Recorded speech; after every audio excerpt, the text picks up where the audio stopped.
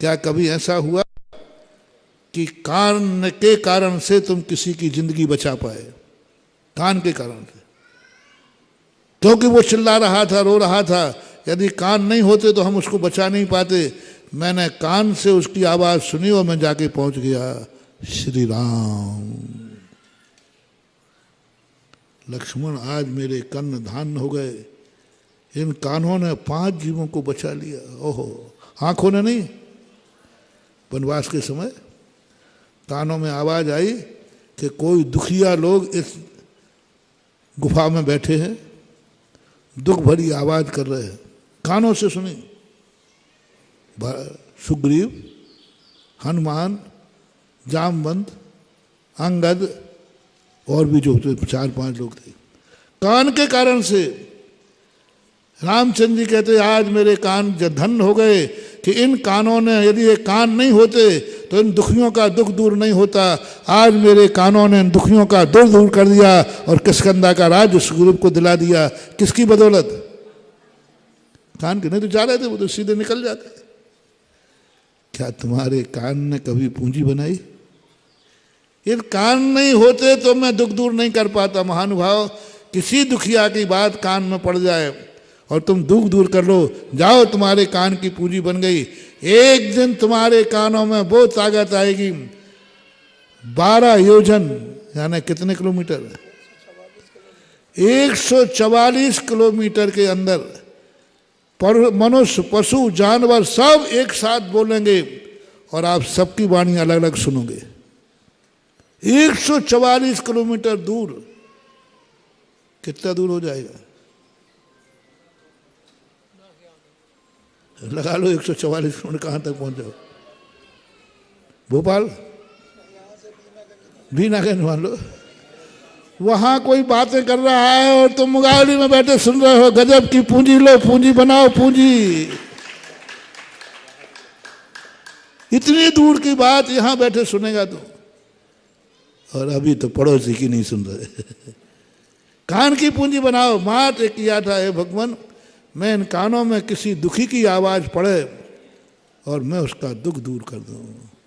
कभी कानों पे गर्व करो कि कान नहीं होते तो मैं इसका दुख दूर नहीं कर पाता। कान नहीं होते तो आज महाराज का प्रवचन, कभी तुम्हारे प्रवचन सुनने से तुम्हारी कुछ अच्छाई आ जाए तो कानों को थैंक्स करना। हे कान, तेरी बदौलत है जो आज मैं सुधर गया। क्योंकि ना तू होता, ना प्रवचन सुनता, ना मेरे में सुधार होता। अपने कान को एक बार थैंक्स कह दो। हुआ हो तो कह दो, नहीं तो क्या कह दो। कान को सुनकर के बुराइयां तो बहुत जल्दी आ जाती हैं। कान से सुनने पर अच्छाई आ जाए तो पूंजी बन जाती है। ये कानों की। महाराज फिर ये नियम देंगे कानों को, कान से तू आध घंटे 1 घंटे भगवान की वाणी सुन। मुंह से मुंह मिला है तुम्हें, खूब बोलो बालो, जो तुम्हें करना करो। मुंह की पूंजी बनाओ, वचन की पूंजी बनाओ। कैसे पूंजी बनती है ये सिखा रहा हूं तुम्हें। पूंजी क्या चीज थी ये कह चुका, कैसे मुंह से पूंजी बनाओ। क्या तुम्हारे वचनों से किसी का दुख दूर हुआ है? क्या तुम्हारे वचनों से कोई उन्मार्ग से सन्मार्ग आया है?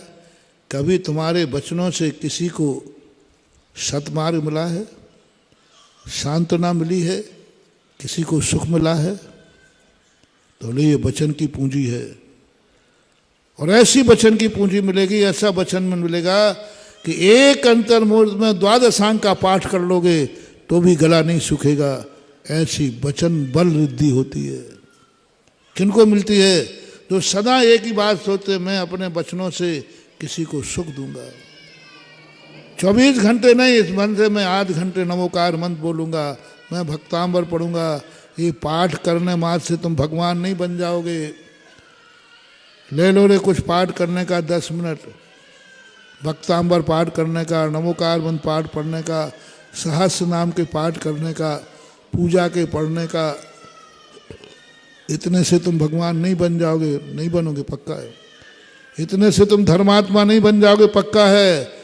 लेकिन इतना पक्का है कि तुम्हें वचन बल रिद्धि की पूंजी बन जाएगी और तुम्हारा वचन इतना मजबूत हो जाएगा कि जब भी तुम्हारे मुख से जो निकलेगा वही सत्य हो जाएगा।